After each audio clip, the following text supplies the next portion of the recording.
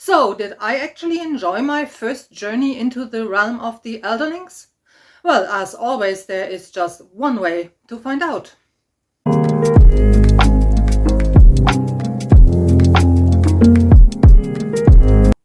Hello everybody and welcome back to my channel. My name is Angela and yes, today we are having a spoiler-free review of Assassin's Apprentice by Robin Hobb, the first in the Farseer trilogy and also the first installment of the Realm of the Elderlings. So yeah, what's it about and did I like it or not? So in this book we meet Fitz, and when we meet him he is still a very small boy. He is only 6 years of age and his father leaves him at the local garrison and tells them, I had enough, I don't want to look after him anymore, it's your turn now. And the reason is Fitz is an illegitimate child, and not just that, he was fathered by the crown prince. And yeah, this of course will cause a lot of problems on several levels, and this is the setup of this story.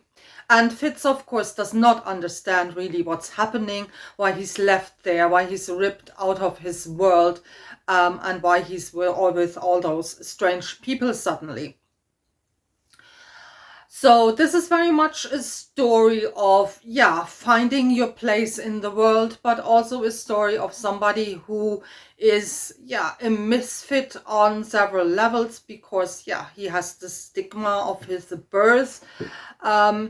And not just that, but yeah, he could actually cause political problems insofar as he might threaten who gets the throne.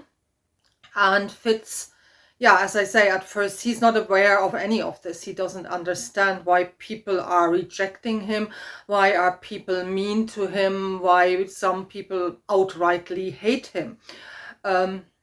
But still, I mean, he has to negotiate this new world and yeah, find his place.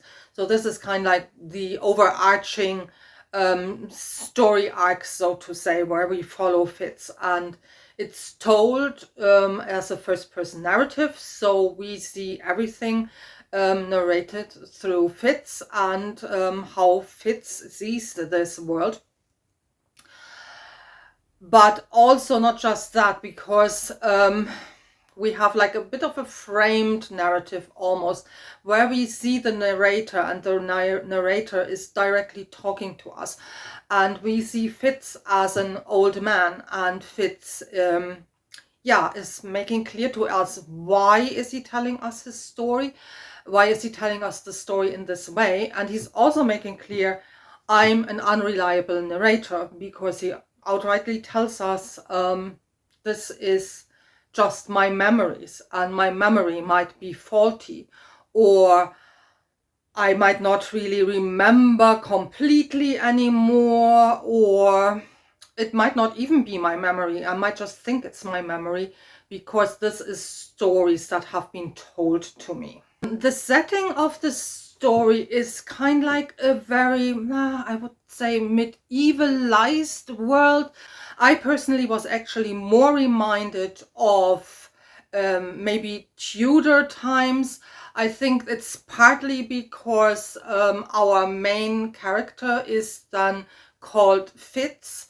When he arrives, he doesn't have a name, or he can't remember what his name is, so they just call him Fitz. And Fitz, of course, is the Norman word for son.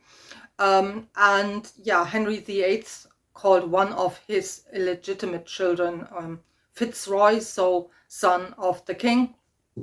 So I think this is why I probably think more of this as a Tudor setting than necessarily a medieval setting. But ultimately it really doesn't matter, because I mean, we're talking fantasy, no? It's a fantasy setting. It's well done, it's well rendered. And what I found most outstanding, and what really kind of like brings home to me why, yeah, Robin Hobb as an author and this particular series is so beloved and has so many fans, is the language. She really manages this blend of a language that reads modern enough and is enjoyable to read for us as modern readers, but at the same time has enough markers that kind of bring us into this world where we know exactly, yeah, this is not everyday language. This isn't how we would talk today. But as I say, no, it's constructed in a way that it's very enjoyable to read. So it's not like, oh my God, what do all those words mean? No, it feels very natural, this language or this style she's writing in. And I think this shows that she's a very skilled writer, without a doubt, because I think that's very hard to pull off, to find a language that is clearly marked as the language of this fantasy world, but at the same time is enjoyable to read for us as readers. But she does this in a really exemplary way.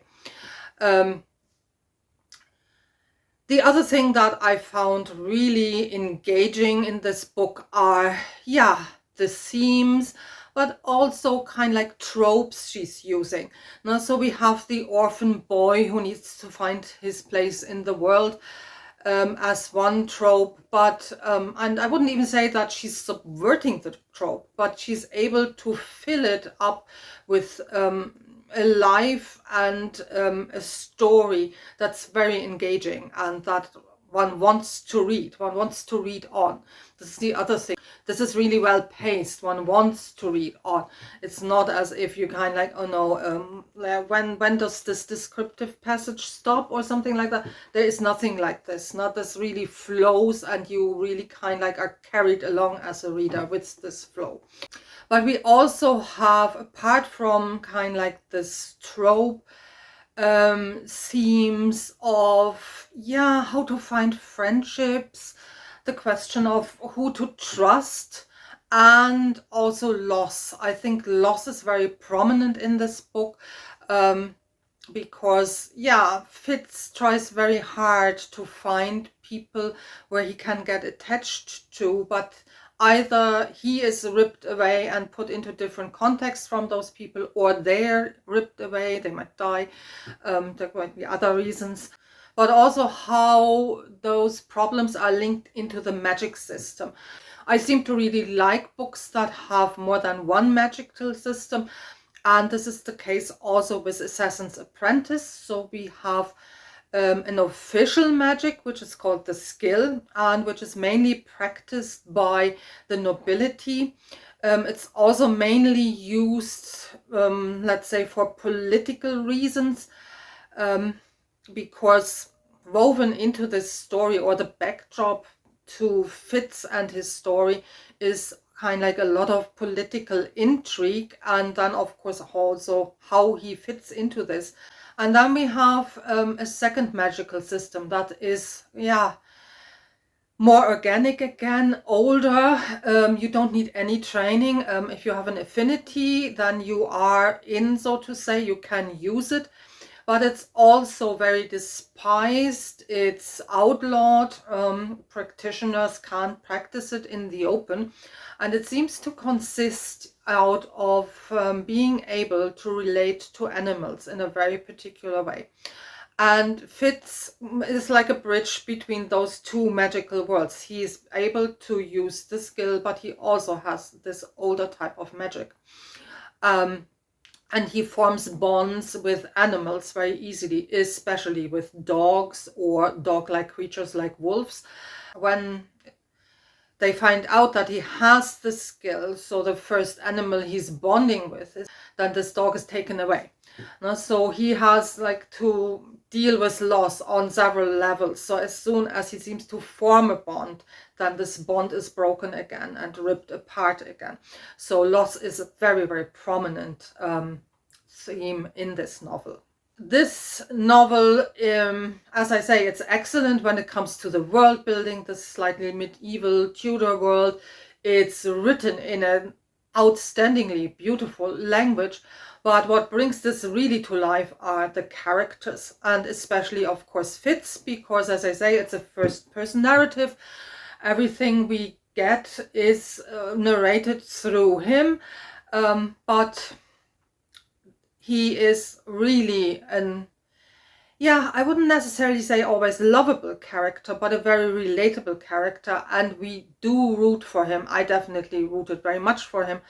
And this makes, of course, this loss that kind of happens to him over and over even more impactful and heart-wrenching in some respects. But the way the story is told, and the way Fitz tells this to us, brings other characters to life as well. Sometimes by reporting to us stuff he overhears, so we get the dialogue of other people, but mostly in the way how he relates to other characters, and how this relationship develops, and that brings the other characters very much to life as well. One is Borik, the stable master, who's trying to look after him. Now, I mean, this isn't childcare in an optimal way. It's a far cry from it, because he puts him with the dogs in the kennel and says, yeah, snuggle in with them there, and this is where you will be sleeping. But still, we have this feeling that Borik cares, because the way Fitz then starts to relate to him. Now, Fitz identifies him as one of those adults that are caring for him. And yeah, as I say, now it's really done in a very interesting but also very skillful manner, that we are encountering other characters, and that those characters come to life through the way how Fitz and the narrator Fitz is telling us this story.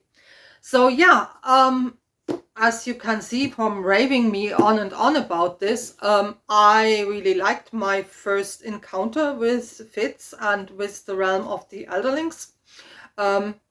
So yeah, I basically have joined the chorus of all the other people that are raving about those books, and I can easily see myself to pick up the other two of the Farseer trilogy, and most likely reading other books by Hobbs that are set in the realm of the Elderlings. Thank you for watching, and as always, happy reading and all the best.